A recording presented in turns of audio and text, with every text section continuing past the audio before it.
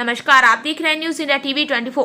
आपको बता दें, आम आदमी पार्टी के वरिष्ठ नेता रविंद्र सिंह आनंद ने एक बयान जारी कर मुख्यमंत्री पुष्कर सिंह धामी के चेन्नई दौरे पर प्रतिक्रिया देते हुए कहा कि इन्वेस्टर समिट केवल और केवल कागजों पर तक ही सीमित है और इसमें जमीनी तौर पर कोई काम नहीं होने वाला। उन्होंने इसे महज दिखावा करार दिया।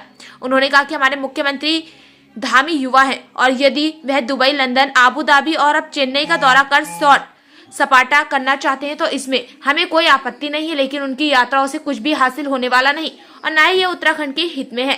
हाँ, इन्वेस्टर समिट की आड़ में पुष्कर सिंह धामी यदि सैर पर गए हैं तो इससे उनका मन जरूर बहल सकता है।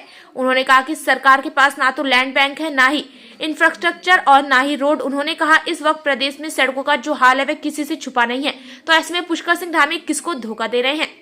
उन्होंने आगे कहा कि लगता है कि इन्वेस्टर समिट को लेकर केंद्र पर प्रेशर मुख्यमंत्री पर अधिक है, जिसके चलते वे इस प्रकार के क्रियाकलाप कर रहे हैं।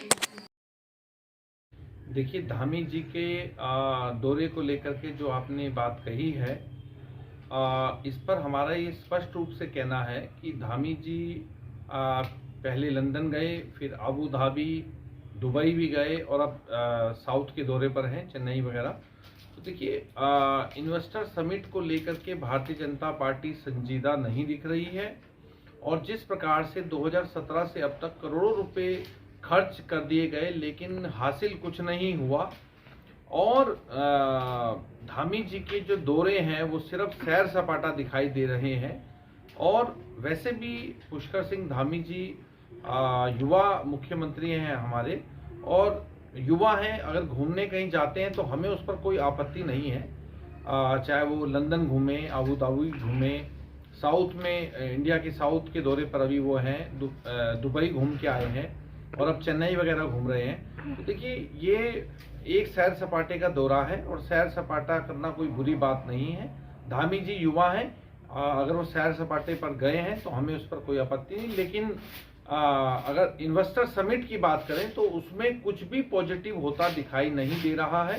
इस इन्वेस्टर समिट को सिर्फ और सिर्फ वोट बैंक की राजनीति के लिए जिंदा रखा गया है। अभी तक इन्होंने जो लैंड बैंक है वो अभी तक ठीक ढंग से चिन्हित नहीं हो पाया।